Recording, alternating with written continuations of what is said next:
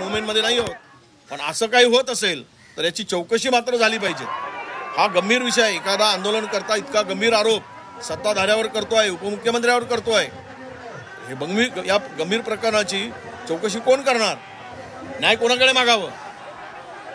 आणि जे आरोप प्रत्यारोप करून त्या आंदोलनाला, जे आंदोलनातून मराठा समाजाच्या पदरी अपयश आलं, म्हणजे पदरी निराशा आली, त्यामधून त्यांनाच आता जरांगेंना जर त्यांचं आंदोलन आणि त्यांना संपवण्याचा सरकारकडून पुरस्कृत होत असेल तर मात्र उद्याच्या दृष्टीनं आंदोलन लोकशाही पद्धतीनं करणं आणि न्याय मागण्याची मिळवण्याची जी अपेक्षा असते, तर या देशात लोकशाहीलाच खड्ड्यात घालण्याचं काम सुरू झालं आहे सत्ताधाऱ्याकडून, हे आता स्पष्ट झालेलं आहे।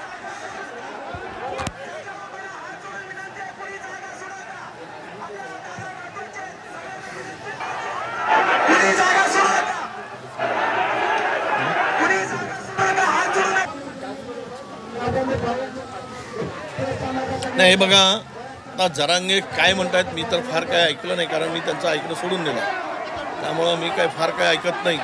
आम्हाला हे त्यांच्या विरुद्ध जे काही बोलणारे होते, दुसरा एक गट उभा केला पर्याय, हे आंदोलन मराठ्याच्या हक्कासाठी लढणारं आंदोलनाचा बिमोड करायसाठीच झालेला हा प्रयत्न। कदाचित त्यांचा उद्रेक जो आहे तो त्यांच्या विरुद्ध जी काही माणसं उभी करली गेली आणि ते आंदोलन मोडीत करायसाठी काय चाललंय सरकारचं, आणि त्यांचीही बदनामी करायचं काम चाललं आहे, तर त्यामधून एकामेकाच्या आरोपातून कदाचित हे सत्य बाहेर येईल, सत्य येणार, आणि यातून ज्या पद्धतीनं यांचे वक्तव्य येत आहेत हे आत्ताच्या महायुती सरकारला खड्ड्यात घालणारच आहे, ते खड्ड्यात जातील।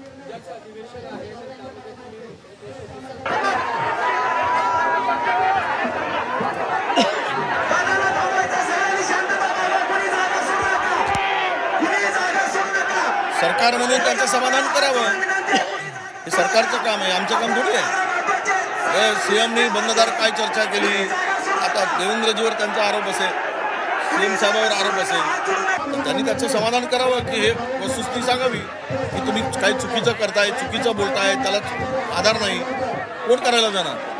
तुम्हीच हे सगळं उभं केलंय, तुम्हाला ते भोगावं लागणार। लोकांना फसवत राहिलात 5 महिने, मराठा समाजाला वेठी धरलात 5 महिने, त्यावेळेस पहिल्याच वेळेस का आंदोलन तुम्हाला आज जे करता आलं ते त्यावेळेस का नाही करता आलं?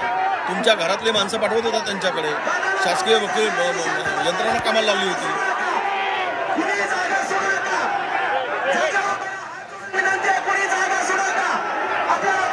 आता त्यामध्ये मी अधिक बोलणार नाही, ते सीएम साहेबांनाच विचारलं पाहिजे। तो GR काढला होता किंवा ऑर्डिनन्स काढला होता, तो का बदलला गेला?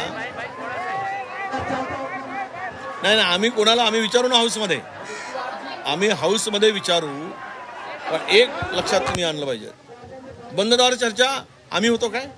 सरकार होतं ना, त्यांना काय आश्वासन दिलं त्यामुळे त्यांनी गुलाल उधळला।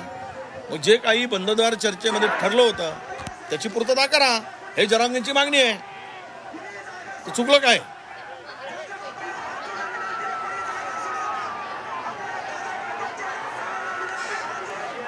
त्यांचा उद्रेक का होतो आहे हे त्यांना माहीत आणि सरकारला माहीत। तुम्ही खोटं बोलून फसवून दिशाभूल कराल, हे सत्य बाहेर येतं। आता याच्यातून कोणाची फसवाफसवी झाली, सरकारने त्यांची केली की त्यांनी सरकारची केली, हे येणाऱ्या दिवसात दिसेल।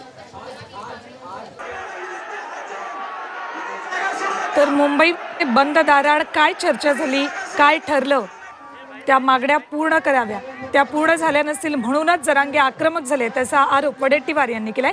काय म्हणाले जरांगे काही वेळापूर्वी, पुन्हा एकदा ऐकूयात आपण। हे सोपं तुझं, इथं बसून मारण्यापेक्षा तुला माझा बळी पाहिजे ना, मी तुझ्या सागर बंगल्यावर येतोय, चल घे माझा बळी, निघालो मी, चल येतो तिकडं, हरामखोर आगलीवाले, चल सागर बंगल्यावर निघालो मी तुझ्या, चला मला पट्टा द्या, मला चालता येत नाही, काठी द्या माझा, पण मला काठी धरी धरी चालावं लागतं। देवेंद्र फडणवीस तुला बळी पाहिजे ना, माझा बळी घे, मी सागर बंगल्यावर आलोय तुझ्या, तुम्हाला हात